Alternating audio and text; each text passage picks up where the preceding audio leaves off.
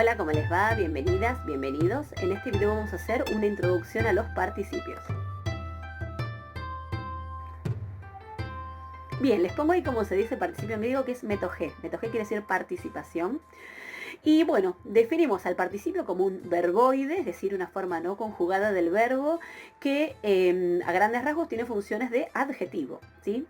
En griego va a haber participios de los distintos aspectos y de las distintas voces, ¿sí? Que los vamos a ver a continuación. Esto lo aclaro porque si les sirve eventualmente hacer comparaciones con el castellano, piensen que en castellano tenemos los participios pasivos, ¿sí? De amar, amado, de temer, temido, ¿sí? Entonces, para que sepan y para que vayan pensando que podemos hacer comparaciones con el castellano, pero la lengua griega usa de manera mucho más profusa los participios. Van a ver ahora cuando empecemos a trabajar con ellos en las oraciones y después en los textos que los participios son muy frecuentes en la lengua griega precisamente porque también tienen esta distinta gama que nos dan los aspectos, ¿sí? Entonces tengan presente eso también para, bueno, si les sirve establecer comparaciones con el castellano, bienvenidas sean, pero sepan que los usos del participio en griego son mucho más extensos. Entonces, primera característica del participio, verboide con función adjetiva. Tengan presente que los participios también pueden conformar construcciones verboidales de participio, es decir, construcciones en las que el participio es el núcleo. Estas construcciones ya las vimos cuando vimos infinitivos. Es la misma estructura de esas construcciones. La única diferencia con las que vimos para los infinitivos es que en ese caso las construcciones tenían un núcleo en infinitivo y ahora en estas construcciones verboidales de participio, el participio va a ser el núcleo, es decir, el participio núcleo, y después de ese participio pueden depender distintos complementos propios de un verbo, dado que el participio tiene origen verbal, ¿sí? Entonces vamos a poder tener un objeto directo que depende de ese participio, un objeto indirecto, circunstanciales, etcétera, etcétera, ¿sí? No abundo en esto porque ya, insisto, lo vimos cuando vimos construcciones verbales de infinitivo, ¿sí? Bien, y por último, aclaro que el participio griego da lugar a otro tipo de construcciones que yo las llamo acá construcciones especiales, porque son construcciones que dependen de determinados verbos y que a su vez van a tener traducciones particulares, de modo que, bueno, ahora simplemente les aviso a modo introductorio de estas construcciones, pero las vamos a ver más adelante, ¿sí?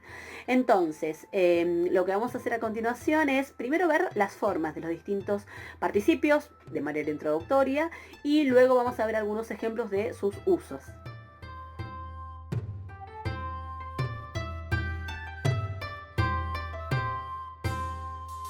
Bien, habíamos dicho que hay participios de infectivo, de futuro, de confectivo y de perfectivo. Después vamos a dedicar una clase para cada uno de ellos, pero ahora voy a hacer la introducción general para que sepan cómo se declinan esos participios y presentarles básicamente cuáles son los temas de donde parten, ¿sí? A ver, del participio de infectivo partimos de la voz activa, ¿sí? Es paideuon, paideusa, paideuon.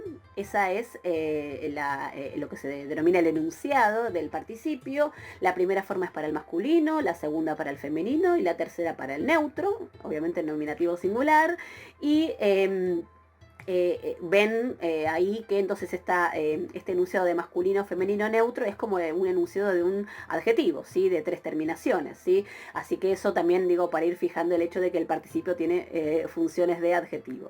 Bien, y lo que pongo en la segunda línea es el genitivo. ¿Para qué? Para que ustedes puedan advertir mejor cómo es el tema de donde partimos para después, bueno, ir fijando la declinación. A ver, fíjense, el genitivo del masculino es paideuontos, el del femenino es paideuses y el del neutro es paideuontos. Entonces, ¿qué tenemos que saber ahora?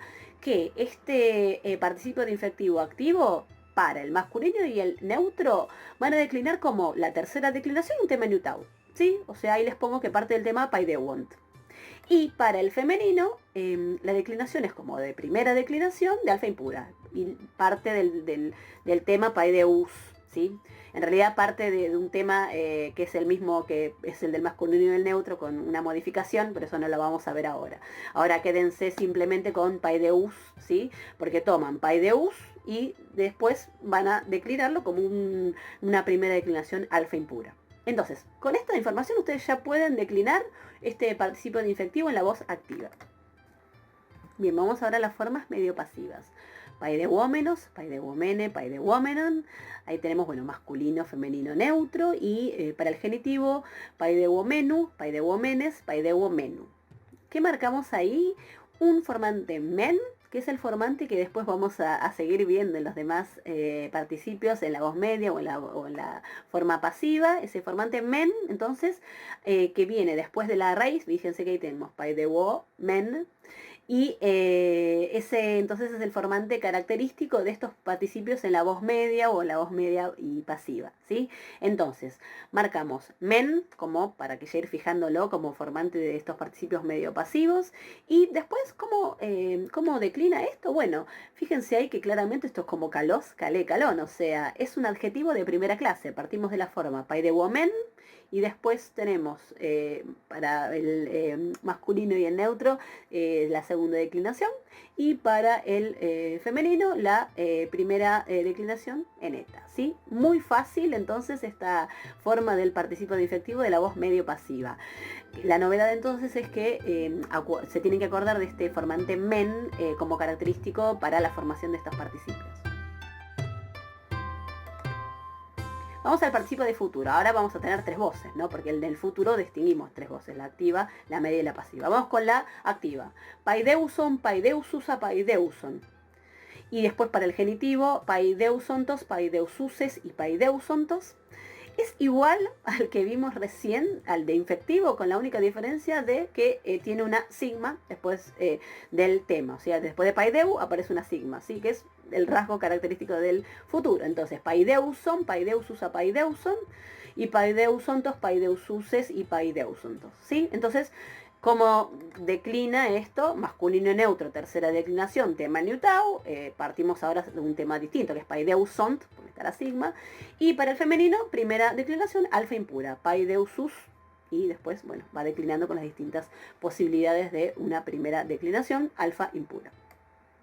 Bien, para la voz media, paideusómenos, paideusomene, paideusomenon, ese es el nominativo, y paideusomenu, paideusomenes, paideusomenu, que entonces, como lo definimos esto, como un adjetivo de primera clase, ¿sí? Partiendo del tema que es paideusomen y las distintas terminaciones, masculino y neutro por segunda y femenino por primera, ¿sí? Muy fácil.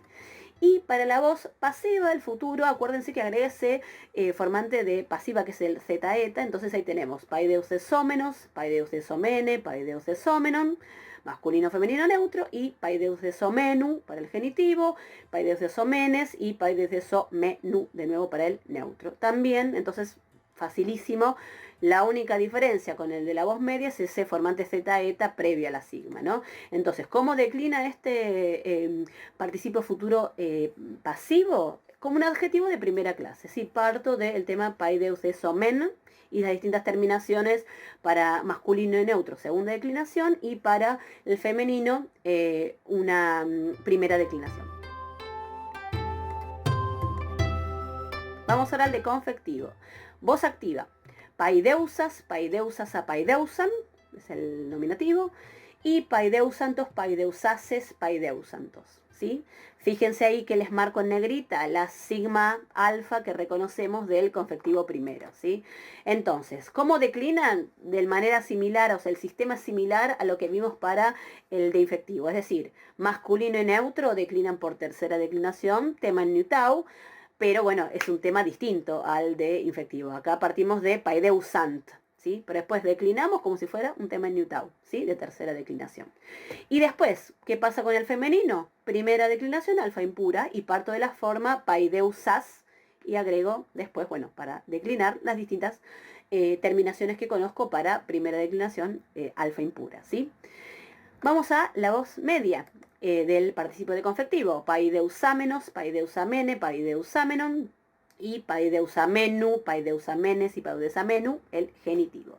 Bien, ¿qué tenemos acá para la voz media? Tenemos la formación del participio de confectivo con ese men, que lo agrego, lo vimos en la forma del infectivo, y también el formante característico sigma alfa, ¿sí? Entonces, básicamente es el sistema que venimos viendo, es decir, la voz media declina como un adjetivo de primera clase, ¿sí? Para la primera forma, que es el masculino, segunda declinación; para la segunda forma, que es el femenino, primera declinación; y para la tercera forma, que es el neutro, segunda declinación, ¿sí? Es muy fácil, es como calos, calé, calón. Y por último, para la voz pasiva, tenemos ahí también camuflado el formante zeta eta. Digo camuflado porque no aparece él de manera completa. Lo vamos a ver qué pasó ahí, porque está de ese modo expresado cuando veamos la clase puntual y veamos un video concreto para cómo se forma bien este participio de confectivo en la voz pasiva. Ahora simplemente tómenme y créanme, digo, cuando les digo que ese zeta eta está camuflado y en ese sei que aparece ahí, no en negrita. Entonces, paideuseis para el masculino, paideuseisa para el femenino y paideusen para el neutro. Y les pongo los genitivos, paideusentos, paideuseises y paideusentos, para que terminemos de ver entonces cómo son estas formaciones. El genitivo nos ayuda a ver cómo es el tema. Entonces, masculino y neutro declinan como tercera declinación de tema Newtau, ¿sí? Parto de un tema que es paideusent, ¿sí? Ahí ven la Newtau. Y para el femenino tenemos primera declinación alfa impura, parte del tema paideuseis, y después agrego las distintas terminaciones de alfa impura.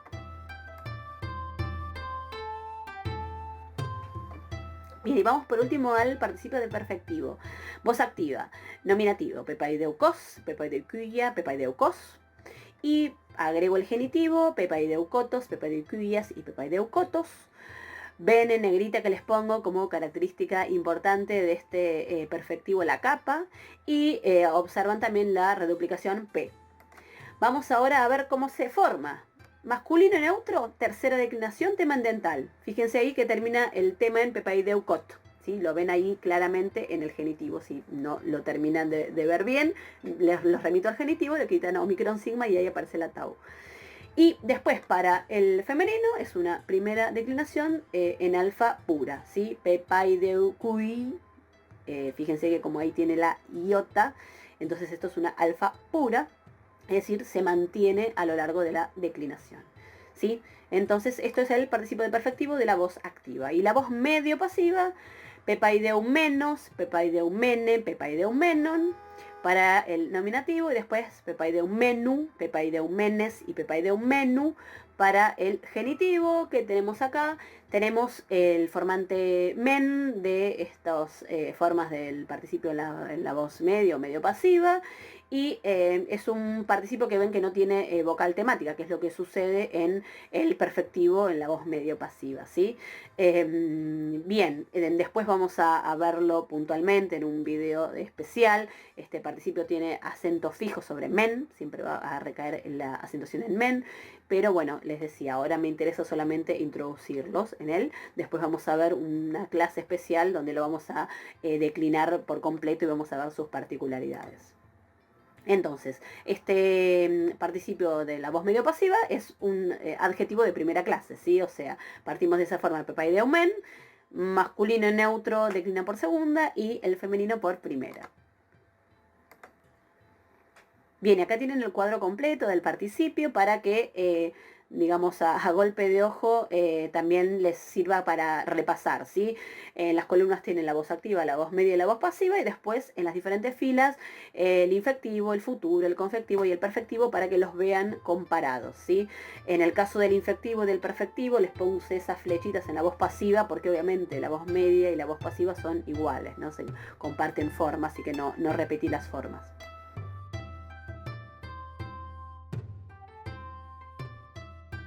Bien, y lo que vamos a ver ahora son las funciones del participio, que son la de ser un atributo, o sea, un adjetivo, la de estar sustantivado, la de ser predicativo y la de complemento del verbo. Entonces, esta es una introducción general respecto de las funciones del participio, ¿sí? Después, como les decía, en clases posteriores vamos a profundizar en este tema, ¿sí?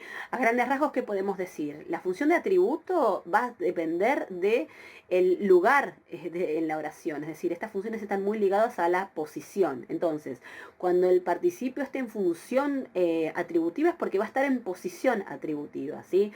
Si no recuerdan las posiciones atributivas o predicativas, los remito al video correspondiente, porque esto ya lo vimos cuando hicimos la introducción de los adjetivos y de cómo se relacionan con los artículos. Entonces presten atención a ese tema. Las distintas posiciones van a dar lugar a que interpretemos eso como de distinta manera, ¿sí? Entonces, la primera función del participio es la atributiva. Ese mismo participio puede estar también sustantivado, como cualquier adjetivo. El participio también puede tener funciones predicativas, y ahí también lo importante que tenemos que tener presente es que va a estar en posición predicativa. Y en ese caso vamos a tener que tener en mente que está muy ligado, por lo menos su sentido, a ideas circunstanciales, a ideas de... ¿Qué me refiero con ideas circunstanciales? Aquí ahí el participio podríamos llegar a traducirlo, no digo que lo hagamos, pero podríamos llegar a interpretarlo y a traducirlo como un participio con idea temporal, con idea causal, con idea de modo, es decir, con una idea circunstancial, ¿sí? Y eso lo tiene el hecho de que el participio está en posición predicativa, ¿sí? Lo vamos a ver de manera puntual más adelante para profundizarlo, pero me interesa que ya lo vayan viendo. Y después, como cuarta función, el participio como complemento del verbo. Esto es a lo que me refería cuando les decía que muchas veces el participio, dependiendo de determinados verbos, va a conformar determinadas estructuras con determinadas traducciones, que suelen ser traducciones especiales. Es decir, no literales. Así que les voy a poner ahora un ejemplo, pero lo vamos a profundizar, ya les digo, en posteriores clases. Bien, vamos a ver entonces ahora un ejemplo de cada una de estas funciones. A ver, el participio como atributo, ¿sí? Como un simple adjetivo. Entonces, a ver, taumatsomen ton kratunta anthropon. Bueno, acá tenemos el verbo taumatsomen, que quiere decir admiramos. Y, bueno, anthropon lo conocen, que es hombre. Y el participio está ahí en kratunta. Esto es un participio de infectivo del verbo krateo, que significa tener fuerza. De ahí puede tener un valor como de dominar. La idea básica sería esa. Entonces, a ver, ¿dónde está la estructura del participio en ton kratunta anthropon? ¿Sí? Fíjense cómo ese kratunta, entonces, es el participio que está en posición atributiva. ¿Qué era la posición atributiva?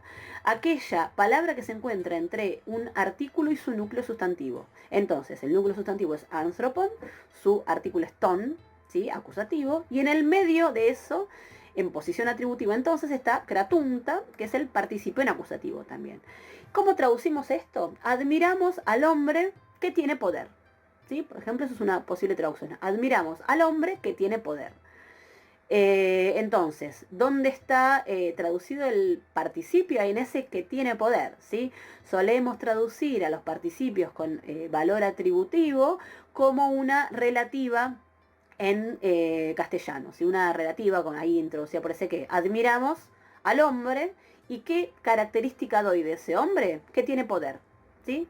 Entonces, esa es una forma entonces de interpretar al participio cuando está en posición atributiva y es un adjetivo, ¿sí? ¿Cómo lo traducimos?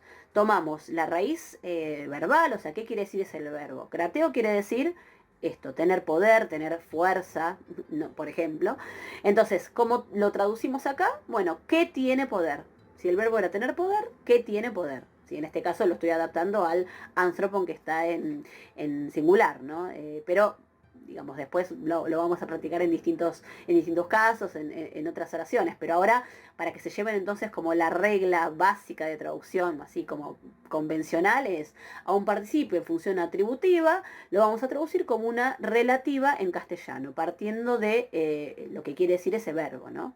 Entonces admiramos, taumatsomen, ton kratunta anthropon, al hombre que tiene poder. ¿Dónde está la traducción del participio? En ese que tiene poder. Sustantivado. Un participio sustantivado es lo mismo que cualquier adjetivo sustantivado, ¿sí? Taumatsomen ton kratunta, ¿sí? Es la misma oración de antes, pero le saqué el ton anthropon, o sea, el anthropon, ¿no? Entonces, el ton está sustantivando al kratunta, al participio. Entonces, ¿qué tienen que prestar atención ustedes? ¿A qué? Entonces, así como en el caso anterior decíamos que el participio está en función atributiva porque está en posición atributiva, es decir, entre el artículo y el núcleo sustantivo, acá el participio está sustantivado porque tiene adelante el artículo, ¿sí? Que el artículo sustantiva adjetivos. Entonces, taumatsumen tonkratuntes, admiramos al que tiene poder, ¿sí? No está el sustantivo, ¿sí? Estamos sustantivando al adjetivo, en este caso al participio. Bien, vamos a traducir ahora el participio con función predicativa. Vamos a ver un ejemplo que es Joángelos else bon. El verbo conjugado es else. Es el verbo erjoma y en conflictivo segundo, aoristo segundo. Else es llegó, vino. Joángelos el mensajero. Entonces el mensajero vino, llegó. Y ahí tenemos ese bon, ahí está nuestro participio. Es un participio de infectivo del verbo boao, que quiere decir gritar. Está en nominativo, masculino, singular. Está obviamente con ángelos, o sea, concordando con ángelos. Y decíamos que este participio, entonces con función predicativa, primero tenemos que chequear que esté en posición predicativa. Es decir, es la posición que está fuera de esa estructura de artículo y sustantivo. Entonces, ven que ahí el artículo y el sustantivo están en joángelos.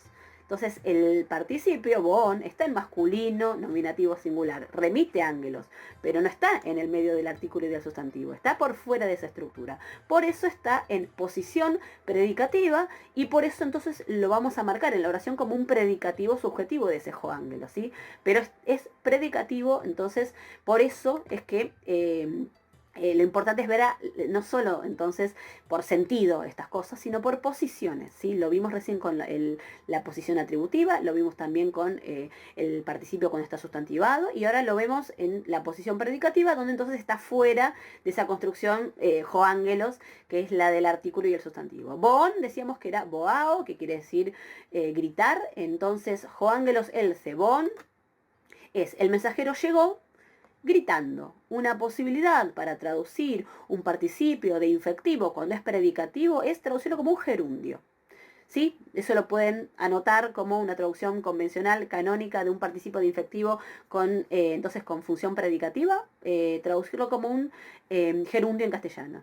El mensajero llegó gritando. ¿Sí? Entonces vayan anotando estas cosas porque son formas convencionales de traducir estos participios en las diferentes posiciones y con sus diferentes funciones. Después tal vez uno las puede ir modificando dependiendo de los textos y de las oraciones, ¿no? Pero me parece importante que se fijen como estas reglas y después, bueno, ya va a haber tiempo para las modificaciones. Entonces, fíjense, atributo, al que es atributo como una relativa en castellano, ¿sí? Que tiene poder. Cuando está sustantivado, bueno, le agregamos el artículo también en castellano, ¿no? Y cuando es un predicativo, con gerundio. En este caso, gritando.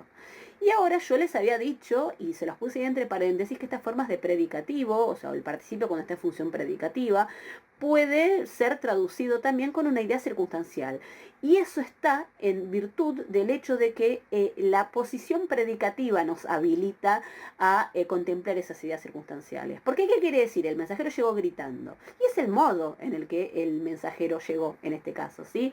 Entonces, esto se los comento. En esta oración, el valor de ese boón es el de marcar una especie de circunstancial de modo, ¿no? Es la forma, el modo en el que llega el mensajero.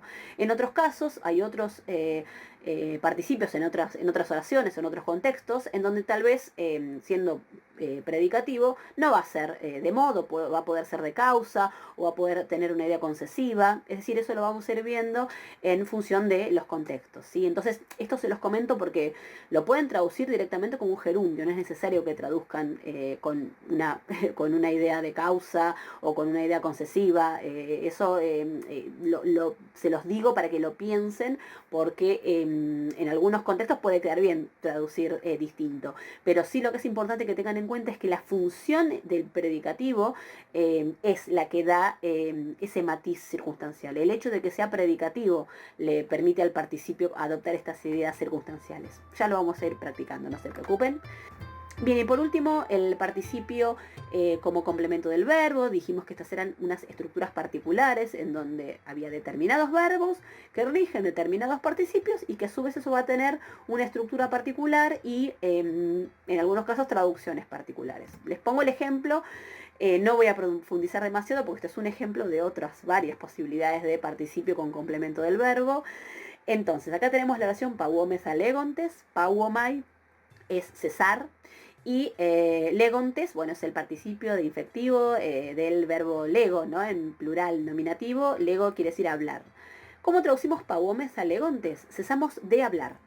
¿Ven cómo ahí ese legontes está dependiendo de ese pauomesa, ¿sí? Entonces, ¿qué me resulta importante por lo menos que ahora vean? Después lo vamos a profundizar, que hay determinados participios que dependen de determinados verbos. Muchas veces el diccionario, si vamos al verbo, en este caso pauomai, nos puede decir que con participios se arma determinada construcción o se traduce de tal modo. En este caso, ¿qué pasa? Fíjense que incluso la traducción nos lo marca. Ese legontes depende de pauomesa, ¿sí? Cesamos de hablar, ¿sí? Depende, ¿sí? Exclusivamente de ese pauómeta. Y hasta incluso, fíjense que lo estamos traduciendo como un infinitivo, ¿no? De hablar.